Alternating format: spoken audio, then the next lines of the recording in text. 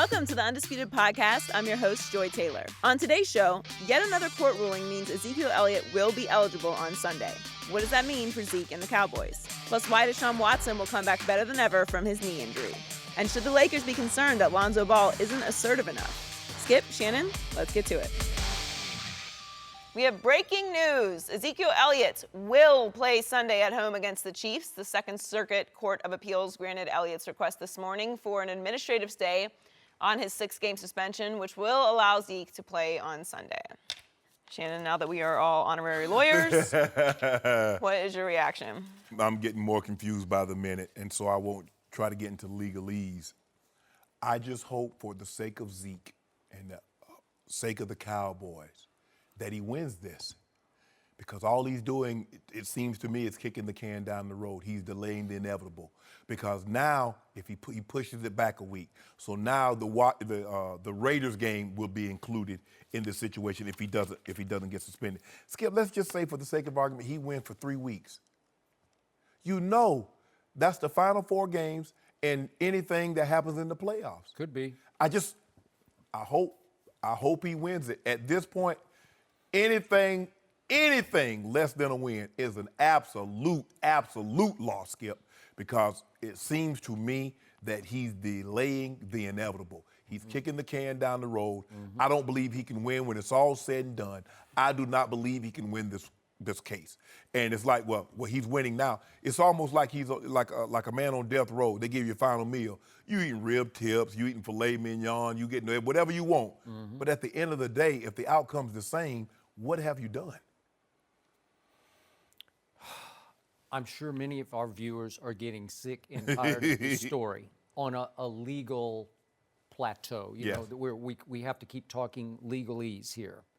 But I believe that my man, Shannon Sharpe, sitting across from me, if he were in Zeke's shoes right now, would be fighting his absolutely. off. Absolutely. And he would be outraged fighting. He'd be mad fighting. Yes. He'd say, I'm going to defend my good name. I want it back. I don't want to be permanently branded and stained as a domestic violator, domestic abuser, right? Yes, absolutely. But I'm mad before I even got to this point because I've already read the CBA, and I've said this before, and you and I know. I was like, Skip, this thing is weighted so one-sided, and it's no accident that they worded it like this because they didn't want it like a normal court because you have too many rights in a normal society, in a normal court system. They wanted it slanted towards the NFL. They wanted the commissioner to have this kind of dictatorial powers, and he got it.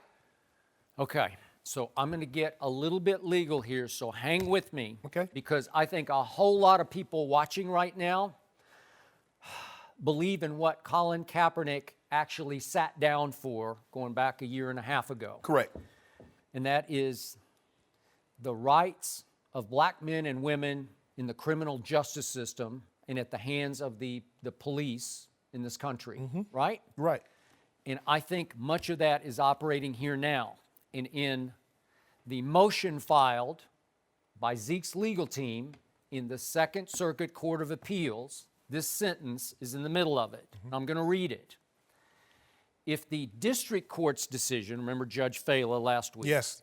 if it is left undisturbed, meaning if it stands in place, Article 46, and again, I should jump in real quick. You keep bringing up Article 46. It's what gives Roger Goodell the power to do anything and everything to anybody who plays the National Football League. Yes. But the NFLPA motion goes on to say, Article 46 proceedings will become a star chamber that can dispense judgment on gravely serious issues such as alleged domestic violence or alleged sexual assault. What is a star chamber? It's a legal term that became popular in legal circles in this country, and it refers to an infamous court in England that was finally abolished back in 1641, and it was known for its oppression, its disregard for basic human rights, its severe and unfair punishments, and its secretive dealings. So they are saying, Zeke's legal team, Are you going to let Roger Goodell run a star chamber in the United States of America, similar to what was going on in England until 1641, where they could just say, off with his head, off with her head, for no apparent reason, just because that's what the star chamber did. And they didn't have to explain themselves, just the way Roger Goodell doesn't have to explain himself. Right. So they are trying to argue that it's one thing for Roger Goodell to be judge, jury, and executioner on Tom Brady. Did you or did you not illegally deflate those footballs? That's one thing. It's quite another to say, Ezekiel Elliott, I condemn you, I convict you of domestic violence. Really? Really? I stain you.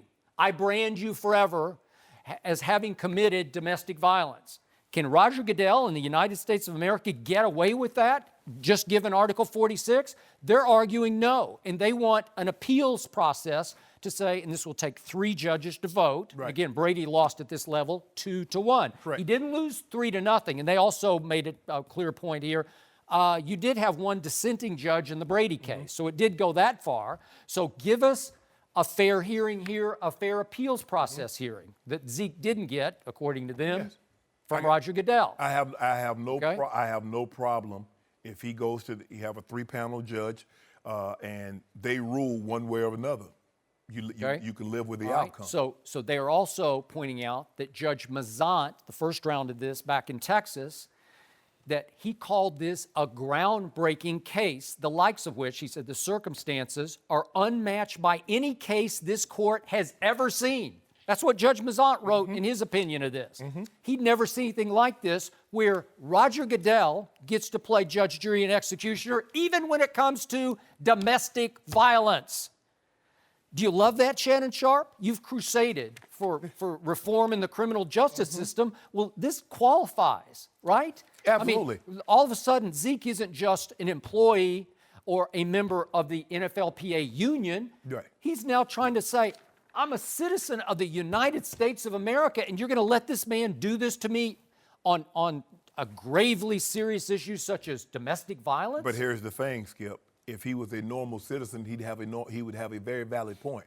But when you work for a business and you collective bargain in certain set of rules, you have to the law of the land in the NFL. No, I is got the it. This is- CBA. Okay, but this is an extenuating circumstance that might or might not, it was not dealt with in the writing, the formation of the CBA. Yes. And by the way, I'm going to point out again, and I think this will come up once they get their day in the Court of Appeals, Yes. that Judge Fela, back in the New York court, the District Court, Southern District of Manhattan, she had a glaring conflict of interest in that her husband had worked for the law firm that helped forge the CBA that she kept referring to. But Skip, and the only way that can be a true conflict, her husband would have to be representing the NFL. I mean, if I work so you mean to tell me if I work in a law firm and somehow it comes up that there's a conflict, I had no bearing on the case. I just work here.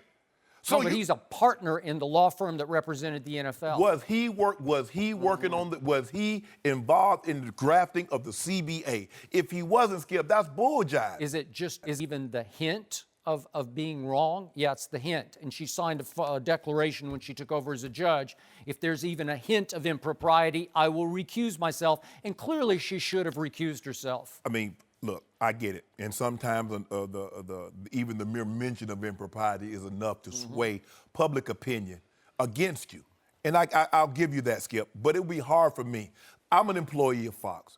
My brother, he has a friend. Fox has a raffle. You can go to the Daytona 500 next year. Yep. My brother's friend wins, but he can't get the tickets because my brother and I, how does that work? That ain't got nothing to do with him. He's removed. It's the hint of. So he's going to make it seem like I had something to do with him getting the ticket. So he won fair and square. And see, that's what we're doing, Skip. He works in a law firm. So everybody that works, Skip, you know how it is. The bigger the firm, the more clients they're going to have. But remember, Zeke has 3 things operating on his behalf that Tom Brady did not have in his little football cheating scandal, right? He has the fact that not 1, but 2 police departments cleared Ezekiel after interviewing said accuser. Correct. And he has the fact on his side that a woman who worked for 8 years as an assistant DA in Brooklyn, who was then hired 2 years ago by Roger Goodell to be the director of investigations for the NFL, who was the only member of Roger Goodell's staff to actually interview the accuser not once or twice, but 6 times, she concluded that said accuser was not credible enough for any punishment to be levied on Zeke, that she recommended 0 suspension, and that she was so outraged that she wasn't included in the final meeting in which the punishment was decided upon, that she asked the NFLPA, could she testify in the appeals hearing that Zeke had internally Right. from Harold Henderson as the arbiter. But the CBA also specifies that while they can follow law enforcement's conclusion, they don't have to. They can go outside of what law enforcement deems is acceptable, what the punishment should be, and determine their own set of punishment. It also says, Skip, they have to put no more weight in Keir Roberts' testimony as anyone. They do not have to afford, because here's the thing, see what happened in the court, in the Star Chamber, the citizens had not signed an exclusive contract with the state. No. That's the difference. Zeke, the law of the land in the NFL is the CBA, and they agreed that these are the guidelines and these are the bylaws in which they would be determined, that they would be governed by, and that Commissioner Goodell has the right to hear, to dole out punishment. I got it. Also, but at that point, the NFL, as I recall, didn't even have really a domestic violence policy in place. Wasn't that 2012? But Zeke didn't fall, but here it is. Zeke didn't fall up under that policy. They have it when Zeke came into the NFL, so he doesn't get to be grandfathered. And that was the problem that got him in trouble with Ray Rice, Adrian Peterson, and Greg Hardy. You had no policy. When you instituted the policy, they should have been grandfathered into the old policy. Okay. So you can't place new legislation on them when the act happened outside of the scope. Okay. Zeke doesn't get that luxury, Skip. Okay. So Judge Mazant, back in Texas, although he's not from Texas, he's from Pittsburgh, he finally concluded that Ezekiel Elliott did not receive a fundamentally fair hearing. So that's the issue at hand here. Was it fair to Zeke to brand him, to condemn him, to convict him as a domestic abuser without a fair hearing? That's what they're going to argue, and I do think they have a much better case at this level than Tom Brady had. Here's the thing, though, Skip. They're arguing the process was unfair. They're saying that commissioners should not be able to do this, X, Y, and Z. But in the agreement, in the CBA, it says he can do A, B, X, Y, and Z. And they're saying outside of that this is an extenuating circumstance that supersedes the CBA. And again, I think a right-thinking judge will be with them on this. You can't then apply it to domestic violence. You can't give him judge, jury, and executioner when it comes to domestic violence, especially when 2 police departments and your director of investigation said no. But then the court's going to get you. Now you're going to a slippery slope, because then what does the commissioner get to have the right to have the final say on? If he can't have final say on players that fall up under his guidelines, if he can't decide on that, what can he decide on? Because then you're going to have players coming in, well, I don't think he's not qualified to handle no drugs. He doesn't know anything about that. He's not qualified to handle this. So that's the slippery slope that you got to be careful of. And as Judge Fowler said, the court should remember, not... on drug and alcohol, you either got busted for DUI or you failed a drug test. So now it's up to the commissioner to dole out the punishment. That's fine under the CBA.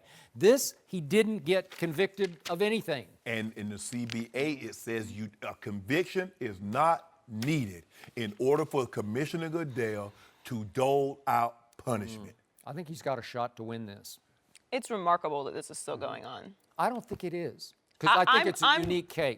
No, not that the case is still going on. It's remarkable to me that with everything hanging over the NFL, that there's such little self-awareness in what this is doing image-wise. Not just to Zeke or to the Cowboys, but it was my fear from the very beginning that they would mishandle this, and they're setting back all of the awareness that they pushed for when it comes to domestic violence, because every reset of this is just another case that someone can make that people shouldn't come forward with allegations. What should they have done in the beginning? Set up a panel of people to handle these punishments. It's not that complicated. We do it all the time. Set up a separate panel of independent people. When something like this comes up, Roger Goodell hands it over to them. The players vote on it. The owners vote on it. So you can't make an argument that you didn't get to weigh in on who's on this panel. Give it to them. Whatever they vote on is the answer. That's the punishment. Guess what they voted on, Skip? The NFL owners and the Players Association voted on to give Roger Goodell all this power. It's okay, and that's fine. That's what they voted on, and that's what it is. Yeah. But have some self-awareness. This is obviously not working. Is this not a look of hint of impropriety on the part of the NFL? They need a committee. It's insanity. How are we still talking about this? What person you know have absolute power says, you know what, guys, I got too much, Skip. You take some of this power. Okay, you're right. You are right about that. But that is what makes a good leader, is being self-aware. Yeah, absolutely. Okay, so what you're saying is correct, but at this point, at one point or another, you sit back and say, okay, this isn't working. Forget what I want. Forget what makes sense to me. This is a PR disaster. Fix it. The NFL has to fight this for the very reason, because you do not want to open Pandora's box. So Pandora's box is been opened. Everything is out. And you're right, Skip, the justice reform system, but W.E. Du Bois said something many, many years ago, and I wrote it down. He says, a system cannot fail those it was never meant to protect. Okay, so you're saying the system is not meant to protect Ezekiel Elliott? Skip, why you think the wording is like it's worded? But he was talking about the outside system. Yes. Right. But I'm saying, Skip, that's why they worded it I just like don't know that. how many times we have to go through this before we figure it out. It's a very easy solve. I just gave it to you. Feel free to use it. You don't have to give me any credit. No mercy. This is Shannon Sharpe, and before the show moves along, a quick word about Home Depot and Husky Tools. They say in life there are no guarantees. Well, I'm here to tell you there just might be one exception. In 1924, Husky started making things for people who make things, and they did it with common sense. That meant adding function, never frills, and making tools that stood the test of time. 93 years later, Husky is still making quality-crafted, durable tools, and Husky stands by their hand tools for life, so they gave their hand tools a lifetime warranty. Like the Husky Ratchet, with a 100-position ratcheting design and a 10% longer handle than standard ratchets, or the virtually unbreakable Husky Flashlight with the ability to withstand a 30-foot drop, both guaranteed for a lifetime, built so you won't need it. Now that's a pretty sure thing, and to Husky, that's common sense. Husky, common sense tools since 1924, with hand tools guaranteed for a lifetime, found only at the Home Depot. No mercy. Ezekiel Elliott will be on the field Sunday. This morning, the Second Circuit Court of Appeals granted Elliott's request for an administrative stay, which will allow him to play against the Chiefs. We're joined by NFL analyst Eric Dickerson. Good morning. Morning. Welcome. Good morning. Good morning. Eric, what do you expect from Zeke against Kansas City? Oh, this is just a debacle. I expect Zeke to go out and just play football. I mean, he's thinking about it, of course. You can't do anything but think about it. They talk about it. 1 minute you're in, 1 minute you're out. But when the game starts, after you break the huddle and you get in your stance, it's time to play football. And I believe that. I think he'll go out and he'll do what he does. Now, will that be on his mind at times when you have a break? For sure, someone in the stands will say, you shouldn't be in the game, you should be suspended, you can't probably wait to go back to court. Yeah, you'll think about it, but you know what, Joy? It's all about football. It's all about playing football.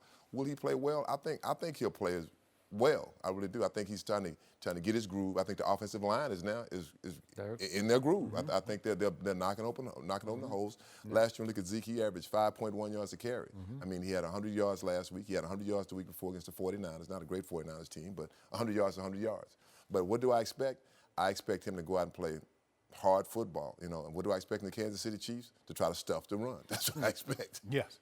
I expect him to play well because this is the perfect storm for the Cowboys. The Cowboys average 4.9 yards a carry. The Chiefs average giving up 4.9 yards a carry. They're the 29th rush defense in all of football. The last 3 weeks, Zeke has rushed for 100 yards. What have the Chiefs given up? Le'Veon Bell, 32 carries, 179. Last week, 31 carries, 177 to 3 backs. Mm-hmm. So what do you think the Cowboys are like? Oh, yeah. Like you said, the perfect storm. This is the perfect storm. Also, the last 3 weeks, Skip, the Cowboys' average time of possession, 33 minutes, 45 seconds. That means your defense is not on the Getting some field. rest. That was the recipe last That was the recipe last. And who was that cook? Oh, Chef Zeke. Oh, Chef Zeke. Oh, you mean Dak? Someone was in the kitchen at Oh, You remember wait, he's not eating this. He's just cooking it. wait, I remember Dak, little flipping to Cole Beasley, flipping to Jason Witten. Oh, flip it over here to T. Will. What? Dez drop. I know last. See, I saw what you did there, Skip. Don't do that. Don't do that. That's your guy X. Throw it up there. Throw it up there, Skip. That's how he tries to catch the football. Hey, all I know is the last 3 weeks I've been seeing a lot of this. Well, 2 weeks. When they run the football, they're a really good football. When they commit to the run the football, that 30 times 33, that's how you got to do it with the Cowboys. I am concerned about what this whole process is doing to the psyche of one Ezekiel Elliott, because this ain't easy. No. He didn't sign up for this, right? And again, have I defended him in all of his off-the-field activities? No, I have not. Has he been in lots of wrong places at wrong times? Yes, he has. Doing a lot of the wrong things. Wrong things, and has he sort of dared the devil and gotten away with it so far? I'll give you that. Do I know for sure that he committed domestic violence? I do not know that for sure. But back to this. He is fighting, as he says, for my good name. But that entails a whole lot of hours talking to a whole lot of lawyers on the telephone and sometimes face-to-face at the practice facility, because you need to be briefed, because you are going to appear in court, and you, Ezekiel Elliott, are going to speak for yourself at the court in Texas. And now at the court in Manhattan. And he went up to New York, right. And I'm pretty sure he's going to have to go back next week if they do. I don't even know if they can get on the docket next week. I assume they will, Wednesday, Thursday. So he's going to have to fly to New York, and he's going to have to go through a whole nother round of them telling him, okay, this is what we're going to do this time. We need you to say this and be ready to answer this question and that question. Right. You don't think that wears on a kid's psyche? Yes, of I mean, course. that's not playing football, right? No. Okay, and I thought it was wearing on him early this year because he just didn't look like himself in the first, 5 or 6 games. I didn't see the burst. I didn't see the focus. I didn't see locked in until finally they had a bye week, and it looked like he made peace with all this. And then he went to San Francisco, and you can call it a practice game or whatever you want to call it, but he started to look like Zeke. And then definitely in the rain, in the mush, and the mud at Washington, it was made to order for him, and he definitely looked like Ezekiel Elliott, and so did the offensive line. Well, now, remember, he did not practice on Wednesday and Thursday, and I think it was partly because they thought he was going to be suspended, or partly because he might have to make an emergency trip up to the Second Circuit Court of Appeals to speak for himself if they could get on the docket. Well, they couldn't, so they got the stay instead of actually to get their hearing. Yeah. Well, they next might have been week, practicing indoors. Might have snuck old Zeke out there on a different number. Maybe. You know how you do it. Hey, Ed, you know how you do it in high school. They gonna be keyed in on number 3. I wear number 6. They ain't know. Oh, they didn't know. number 6? Yeah. You mean in the game or in practice? Yeah, in the game. Oh, I thought you meant they were like No, spying on your practice. No, so Zeke, he number 21. They probably got him in old 43 jersey. Oh, you know that. They know his body type. Let me ask you this question then, though. Why is it with the NFL? And I keep saying, why is it with the NFL? You have to prove yourself innocent first. I just don't get that. I mean, he went to court. The police didn't find anything. Two police. And it was a lady from the league. I don't know her name. Kia Roberts. Why didn't they have her testify? Director of investigation. I just don't understand. It's almost like the NFL is like, you're guilty. You're guilty. Yeah. You play under our shield, but you're guilty. Now you got to prove it. Well, the difference with these kind of situations is, like Skip said earlier, if it's a DUI or if it's drugs, there's a test that proves that you took the drugs and you were arrested for a DUI. In these cases, it's a he said, she said situation, and because of what happened with Ray Rice, them claiming they didn't have the video, then they give the punishment, and then the video comes out and everyone sees how severe it is, they want to avoid that situation. But unfortunately, they haven't been transparent with everyone now, so we don't know exactly what happened. We do not. And to your point, there could be something we don't know that would make him guilty. There's two things operating. Either there's something that the alleged victim in the case does not want made public, but the NFL knows about it and knows that if it is made public and they go easy on Zeke, they're going to be in another Ray Rice situation. Or they're just too far in it to back out now. It's like you're too far in the water. I can't turn around and swim back to shore. Okay, but to your point, because of the Kia Roberts factor here, she worked for 8 years as an assistant DA in Brooklyn, and she saw it all, including a whole lot of domestic violence cases. She interviewed a lot of the victims. So I think she has a pretty good eye and ear for credibility in the victim. She was the only member of Goodell's staff to interview this accuser 6 times Correct. and concluded not credible enough. So she cleared him, and she's got high credibility. Duke undergraduate, Vanderbilt Law School, worked as an assistant DA. I'm going to bet on her. So that's all I know so far. Right? What happened, ED, is that guys were going and they weren't getting charged, or the charges were getting dropped. And the public was crying, the NFL, you should do something about this. Just because the police didn't charge them or they said nothing happened, you should punish him because it's a bad look. Roger Goodell and the CBA had that wrote in. Well, it's not always that something didn't happen. Right. It's that the laws for domestic violence and how to prosecute them in this country need to be updated, but it's also very difficult to do that because it's often... Especially if she says, I'm not testifying. Right. But that doesn't mean it didn't happen, but... If they have something on him right now, because if I'm the league, I'm like, look, I don't want to go back and forth. Here, this is what we got. That's it. That's the smoking gun. We'll show it to you right But they don't. But in a case That's like what I'm saying. They either don't have it and they're too far in and they don't want to lose face by backing out now, or they have it and the alleged victim doesn't want it made public. Those are the only 2 options. Even if they don't have it, they done too far in now. He don't want to give up those powers. He don't want other athletes running the court trying to get out of punishment that he deems appropriate. I got you. Yeah, it's a disaster. No mercy. Deshaun Watson tore his ACL in practice yesterday on a non-contact play and will be out for the season. Deshaun was off to a great start to his career, tied for the NFL lead in touchdown passes, and he was just named AFC Offensive Player of the Month. He tore his other ACL in 2014 at Clemson, leading some to compare his injury history to Robert Griffin III. RG3 tweeted yesterday, praying for you, Deshaun Watson. This challenge will only make you better.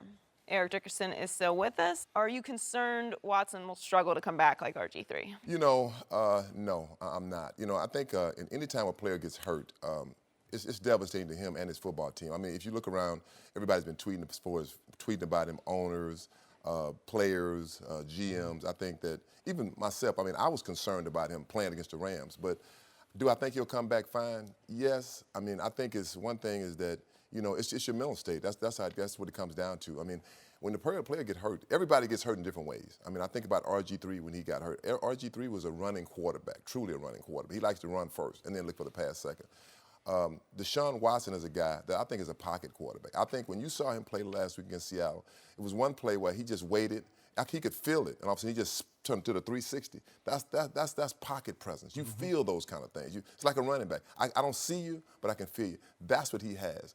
Will he struggle? I think it'll be in the back of his mind, that he had, about his knee. He had 2 knee injuries, one in college and one now. But I really think he'll come back okay.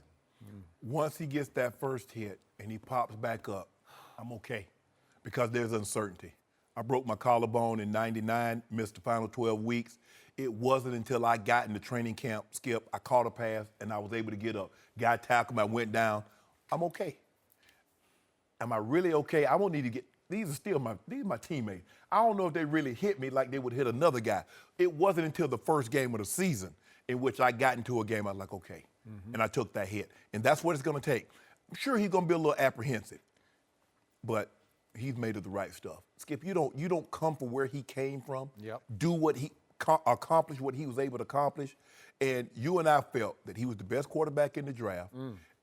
What he had done on the biggest stage, with the brightest lights. Yep. You got to be made of the right stuff to do that, Skip. You got to. There's no question in my mind. And I believe, look, do I think he wants to be what Tom Brady or Peyton Manning, what they eventually became? Sure. But I don't think that's at the forefront. A lot of guys now, they come in brand first, football second. I believe he is a football first, brand second guy. And he's concerned, the only brand right now he's concerned about is the brand of football he's going to be playing moving forward. I believe he's made of the right stuff. I believe he'll come back and be every bit of the dynamic player that he was before he got hurt. Now, it might take him a little rust. You're not the same quarterback that first year. But that next year after, because remember Tom Brady, when he came back that first year, but then he came back in 2010 and put that MVP season up on him. He did. So first, let me say, I've been watching your game for a long, long time, and I hate the injuries that go with it because they ruin it for fans. Yep. And this has been a rough year for the NFL in many ways, shapes, and forms, but think about this. No Odell Beckham. No J.J. Watt. Nope. No Aaron Rodgers. Nope. Andrew Luck. No Andrew Luck. No Deshaun Watson. And on and off, no Zeke, the breakout star last year, and everybody's now sick and tired of even hearing about Ezekiel Elliott, and I am too. I wish it would get resolved. You wish it would get resolved, but it's happening in a terrible way for the National Football. We don't mind hearing about Zeke in football, just Zeke in court, what we're tired of hearing about. That is correct. But back to this kid, the reason I believe so strongly in him going into the draft was his mental toughness, his makeup against St. Nick's defense twice. He torched it twice. It's not that easy to do. The way he was doing it with arm and legs are important to his game. Yes. But you're right. He's throw it first. He's pocket first. And then if he can really throw it on the run. He is very deadly accurate on the run, which makes him a weapon beyond what a lot of quarterbacks can be. And he can still gash you down the field, but as I've said many times, I don't know why Robert couldn't figure this out. Robert couldn't slide. They brought in Washington Nationals from the baseball team to try to teach him to slide, and he couldn't figure it out. He couldn't figure out the rules are rigged to protect you. All you have to do is go feet first, feet up off the ground. You can't stick your cleats in the ground. He would try to slide sometimes and nearly wreck his knees sliding because he would stick his cleats in the turf first, with his knees bent. Well, that won't work. But if you keep them up and you go prone and you put your elbows back, you're good. If Deion Sanders can learn to slide, you can learn to slide. Because you're not as fast as time. One thing about a guy who can run fast, like a quarterback or a running back, anything, is that sliding was just not in him. I mean, and that's what it is. It's like, I think what you do in college, you think you can carry over to the pros. And it don't work like that. Nope. I cannot run these linebackers and safeties in college, but you can't run these guys in the pros. And that's what happens. One thing, I'll go back. I've been saying this because people ask about, why do players get injured so much? In our era, and I don't know about yours, I can say, it wasn't as many non-contact injuries. No. I mean, and I look at it through a couple of ways. One thing is that you played 12 football games, 12 regular season games. He played in the national championship game, played against Alabama. Then all of a sudden, do you have time to rest, to get ready, to your body rest? No. You got to get ready for the combine. Now you get ready to go into training camp. I can honestly say when we played football, after the season was over, I mean, after my first year, I got kind of fat. I said, you know what? I'm going to take these 4 months off. I ain't going to do nothing. All I had to report to was one training, one mini camp, and that was it. Your body is going to say, hey, sooner or later, I'm going to shut down on you. I'm going to get tired, and I think these non-contact injuries. But that was a good thing. Yeah, right? that was a good thing because I came back and had 2,000 yards the next I know. year. So, That's so what I'm no saying. problem for me. Skip, I've told you about it. I think the guys, a lot of this, as ED is mentioning, the guys are training year-round now. Guys don't take. I took a month off. Once the season was over, I took a month off. I didn't do no lifting. I did no running. Skip, these guys train year-round. If you watch them, as soon as the season's over with, within a week, they're posting videos on social media that they're out training again. The Achilles injury was always a non-contract. It was always there, and it's like an act of God. Yeah, you can't explain it. But I didn't see all these ACL non-contact skills. No. Normally ACL, guy hit you from the side or something like that, or you got buckled from the back. But the way guys are just running down and just going down, a guy making a plant, I never saw a non-contact ACL on a receiver or a quarterback that did not take a hit.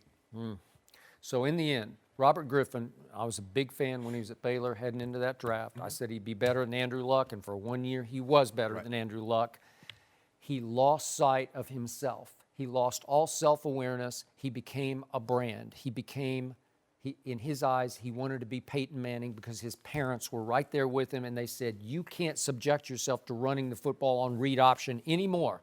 We want you to be Peyton Manning stationed in the pocket. And they went to Shanahan's office as a group. His whole entourage went and said, we are telling you we are going to be a pocket. Think about your mom. If I was going upstairs, John Robinson, you're not going to run my son. That is correct. You're not going to run my son. Crazy. They did that. That is a fact because I heard it from someone who was present in the meeting. And Father, RG2, he led the charge. He was the one who did most of the talking, and he just pretty much ordered Mike Shanahan, you will make my son a pocket passer next year. Well, that didn't work out. Hey, it's you just that's not exactly who you are. And you know how Washington is, the city of Washington. It loves its Redskins, and you can get really caught up in the hero worship there. And Robert went completely over the edge into that hero worship. The thing was, Skip, is that Robert, while you was trumpeting his back, while you was on his, so many others still said Luck was better than Robert because he was a more pocket passer Maybe that than was Robert. playing in this and too. that bothered him. Yep. Here you are, you're Rookie of the Year. Yep. Why do you care? You've had success, 20 touchdowns, 5 interceptions. You started 4-6. You end the season on a 6-0 run, 10-6.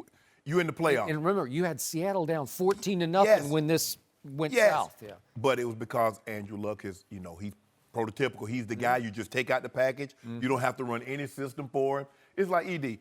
ED was a running back. He was an I back, dot He to was I. an I back. Okay, we're going to turn you into a scat back. Yeah. We're going to throw it to you. You're like, no, you're Hey, not. hey, this read option stuff, ED would be saying, I don't do read option. Hey, hand it to me Hand or it to talk me. it to me. Hand it to me. There's Talk no to me. option to it, right? Hey, I'm 8 yards deep. Talking to me. No mercy. Lonzo Ball had the worst game of his young NBA career last night, finishing with 0 points and 4 assists. Lonzo only had 2 shot attempts, and the Lakers lost by 3 points on the road to the Blazers. We're joined by FS1 NBA analyst Jim Jackson. Welcome back, Jim. What's up? It's been a little while. It's been a little Jack, while. What's up? Got my road Come on, dog. road dog my back. road Come dog on. Jack back. Oh, well, you trying to get him on your side. No, he Oh, don't you have to need do that some stuff. help? No, We're not talking about LeBron right now, so we're good. We're talking about my other guy, Lonzo. I need some help on this one. What you need? How I need you to concerned explain this. should the Lakers be about Lonzo's performance? I would be concerned from this perspective. It's the shots, yes, and I harken back to like when I played with Jason Kidd. That's a good point. When I played with Jason Kidd, the thing was we had to implore Jason to kind of shoot. Right. Take the shot. But one thing Jason would do was get to the free throw line. He would attack the basket. Right. Would he? So my concern would be the fact that Lonzo, last 4 games, 0 free throw attempts. 0. That's my concern. That means that he's not playing aggressive basketball. You Right. can make or miss shots, and I believe throughout the course of his career, he's shown that he can shoot the basketball. Right. But when you're not getting to the free throw line, that means now you're falling back. You're not playing as aggressive. And like I said, I'm gonna go back to Jason Kidd. We would sit after practice and we would shoot shots, but sometimes in a game, he still would be reluctant to shoot. But one thing you knew he would do will put his opponents on their heels and he would attack them. He would get to the free throw line. So if I'm the Lakers, if I'm Luke Walton, I'm saying, listen, I understand you may be struggling with your shot right now, but I still need you to be aggressive. I still need you to attack the rim, to attack your opponent. Because when you do that, you give us a better chance to open up opportunities. You can't pass up all shots, but I do still need you to get to the back. That's my concern. Because he'll be fine, I think, overall, but no free throw attempts in the last 4 games, you can't have that. And everything you said, I want to echo it. Think about this, guys. He's shooting 39% in the lane. He's shooting 25% from the mid-range. He's shooting 28% from 3. Well, hell, where else can you ever shoot from? And so if you don't get to the rim and get fouled and don't get free throws, Skip, you're really not doing any good. They're really playing 5-on-4, and that's where he is right now. And as I mentioned earlier, if you take out that game against Phoenix, he's exactly. 6-6. Yeah. That's not number 2 overall draft pick, Skip. That's not transcendent. What you're seeing. And as you mentioned, Jason, and everybody harkens back. When the first thing they say when they say Lonzo Ball, they say Jason Kidd. Maybe it's the skin tone too. Maybe that has something to do with it also. But Skip, he has to attempt shots. Success is not biased, but neither is failure. Right. You're going to miss all the shots that you don't attempt. 2 shots is not enough. He's not a percentage guy. He's not Shaq or DeAndre Jordan. Yeah. DeAndre Jordan shoot 2 shots, he's going to be 2 for 2 because they're going to be dunks. Lonzo Ball, even if you go 2 for 10, even if you go 4 for 16. And if they're good shots, too. Yes! If they're good shots, Skip. This hurting Skip. Listen, Come on. this is what's hurting me. I was there when you were Yep. there in Dallas and when Jason Kidd was there Right. in Dallas. And right now, I'm offended that Lonzo Ball is in the same sentence with Jason Kidd because he does not yet belong in that sentence. Because Jason Kidd, for all of his faults, as I said, Ace and Kidd, no J and Jason, right?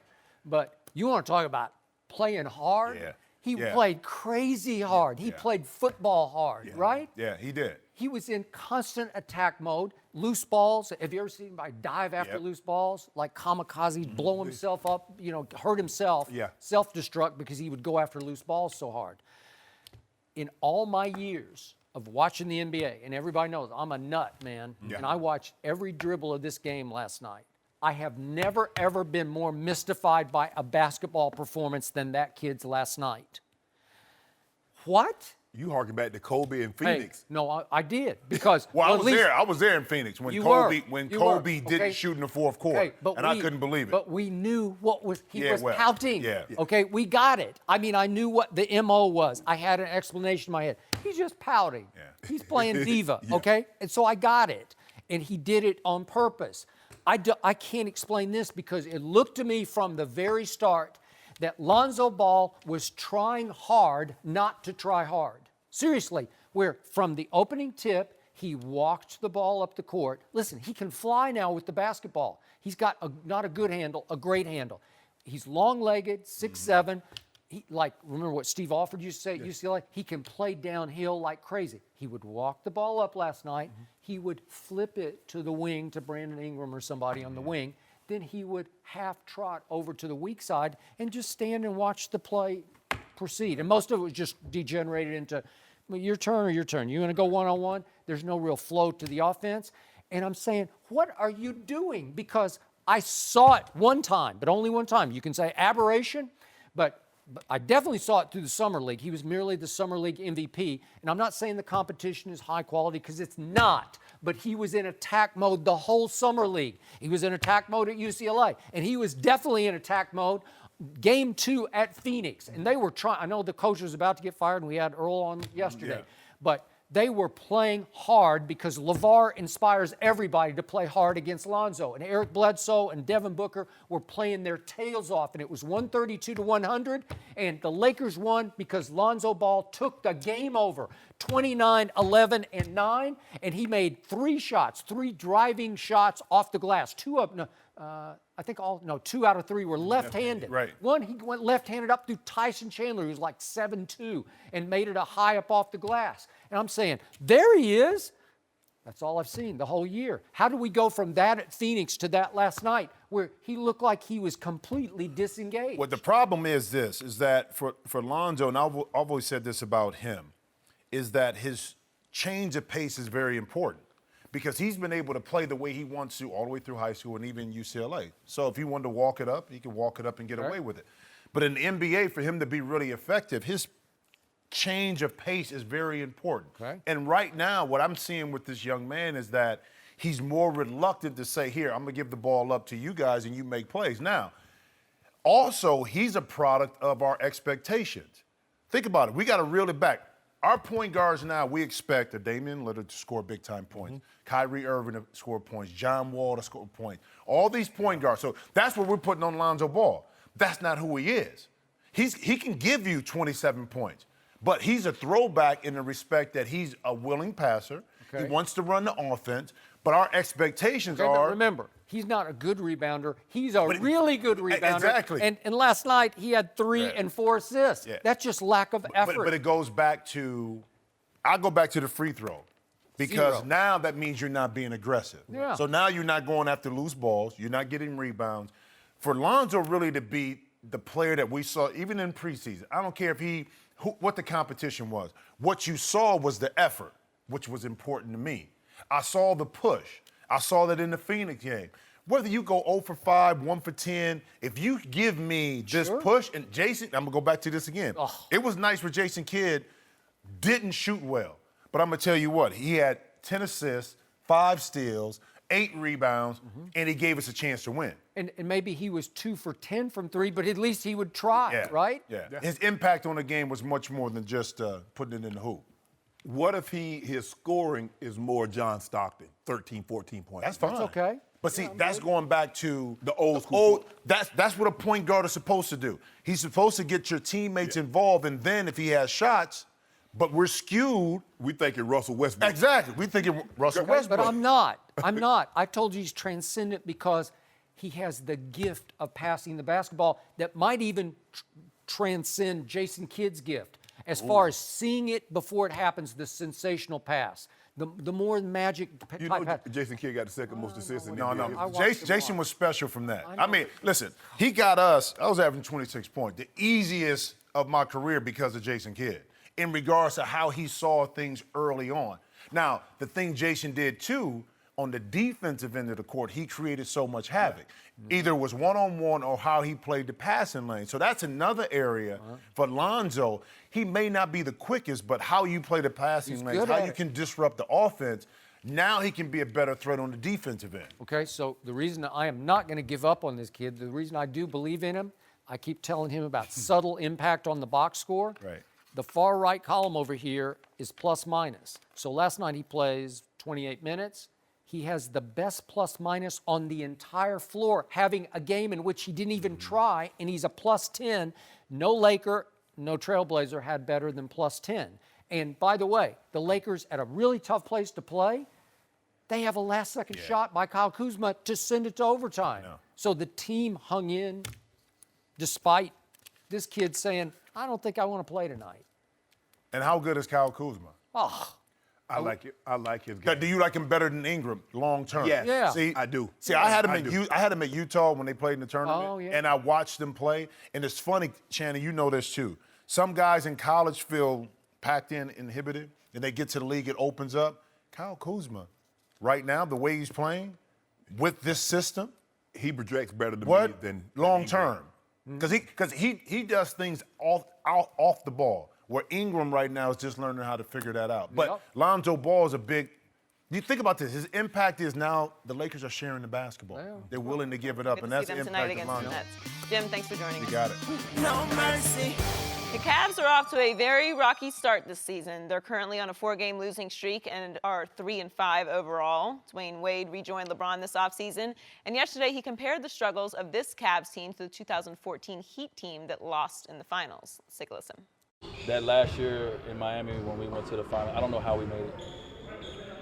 As a team, we was kind of like this. It was worse because we were new guys. It was guys that been around each other 4 years in a row. So your jokes wasn't funny no more to other guys. You know, when you walked in, it wasn't a big smile no more. Guys was just over you. It's like being in a bad marriage. Shannon, what do you make of D. Wade's comments? yeah, what do you make? I don't like the comments. This is not what you want to hear 8 games into the season. And as he mentioned, that team had been together for going on 4 years. They had gone to 3 straight finals. They were back-to-back champs. And so you can get it. That team had been together for an extremely long period of time. And then now maybe he's trying to be funny, Skip. The thing that's concerning with me is that I don't see an improvement. As a matter of fact, I see them getting worse defensively. Yep. And that's the problem. It is. Scoring is not their issue. Nope. Agreed. Defense is their issue. Well, when they get Isaiah Thomas, they're going to be able to score more. Yeah, but they'll probably give up even more points because he's the biggest defensive liability that they have on their team. You got it. And on a team that has Kyle Korver and you're a bigger defensive liability than That is him, correct. that's saying something. This is 8 games into the season, and you hear Ty Lue say it, and you hear LeBron say, we're not able to sustain effort for 48 minutes. Hell, if you can't sustain effort for 48 minutes the first 8 games, what the hell are you going to do game 60, game 74, game 82? I don't like these comments. I wish for me personally, I want them to talk less, play more, play better, play harder, more, and then I'll be good. But right now, I need LeBron to go ahead and take care of this. I'll call him tonight. You will? Yeah. I After don't me and think Jack, he's Jack get back. Really? Oh, so it'll be and- very late. You and Jim Jackson? Yeah. Where are Me and you Jim. going? No. As a matter of fact, I tell you who I'm not telling. Soledad O'Brien #2 right here, because she gonna put it on. She reported. Really? Yeah. I mean, we won't have to wait very late, Skip. Shannon gonna be in 9 bed o'clock? at 8:30. That time? I don't leave my house before 10:30. Oh, really? I sleep until 9:15. That early bird special. Shower. dinner. Will I see this on TMZ No, tomorrow? I mean, TMZ might catch us coming out of somewhere. Yeah. Jack, don't you put it up. He in the back right now mapping out what we Well, going they won't to. need the flash because the sun will still be out. No, Joy. You know me, I'm like a vampire. I can't come out till it's 10:45. So, back to reality. When I first saw the headline last night on this story, I couldn't process it fast enough, and I was trying to think, Dwayne is actually referring to 2011, like the first time around with the Heat and a rocky start, and they couldn't figure it out for about half a year, and then they started to figure it out. And I thought he was saying, just give us time. But then I read and I say, wait a second. He's talking about 2014 when, if I may point out, they ended up getting blown off the floor in the finals by the San Antonio Spurs by a record margin. LeBron got blown off the floor. 28, 7, and 8. Go back and look at the 2 games in Miami, the first 2 games in Miami. Look what happened to LeBron. He was just not into it. I don't know. He was not into it. Whew. Don't do that. Did the Spurs just rain threes on the Heat those 5 games? Yeah, and Kawhi was MVP, averaging 17 points a game. Wow. Because he held LeBron in check. The 28. Okay. So here we have Dwayne Wade, then harking back. That's like news in I don't know what you thought as a Heat fan. Did you know that they were all burned out on each other? I didn't know that. It's pretty obvious when They left. Yeah. Right. And it That- became If very you didn't clear. know, you knew then. But I mean, that was the Figured it out upshot of quickly. it. But I thought it was more because LeBron looked at Dwayne's knees and said, "It's bone on both sides.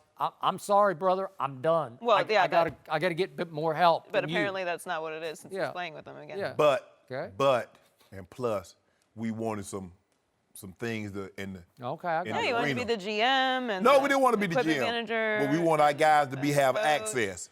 So I have long been a huge D. Wade fan, as has Joy, and I believe in him. I Blind believe in his loyalist. character. What's that? Blind loyal, Blind YouTube. loyalty. How We like winners. about a blind witness sitting across from me? Phew. Look at that. Oh, that number 23. No, we look. That 23, that's a bad dude. So what I've always loved about Dwayne Wade is he can be painfully honest. He just like blurts it out. Whatever sort of the truth of the moment is, he just blurts it out. And I think he was just basically confessing, I made a mistake coming here because I thought it was going to be like the good old days. And sometimes you try to, like the old saying, you can't go home again. Well, he tried to go home with LeBron again. And now he's saying it's starting to feel like the bad old days, like when we were burned out on each other. Jokes aren't funny. It's starting to feel like a bad marriage, and right? you're not practicing like you once could. You can't give me 24 in a game like you once could. So Wait, I'm, that's what LeBron is saying to Dwayne. Is that right? I said that out loud. Oh, yeah, you said it. Oh, my We bad. would have taken him with the Heat. Skip. So I think he is saying I should have just sucked it up and forgiven and forgotten, and I should have gone home to real home. I should have gone back to where it started in Miami because, again, there's some principle involved because it is Dwayne Wade we're talking about here, but he took only $2.3 million to play for the Cavs. Well, they Now, bought him out for $13 million. Well, he's got the buyout, Yeah. so that's about right, $13 million. And then remember, last year he was making $23.2 million from the Chicago Bulls. Well, under that premise, Skip, he should have just stayed in Miami.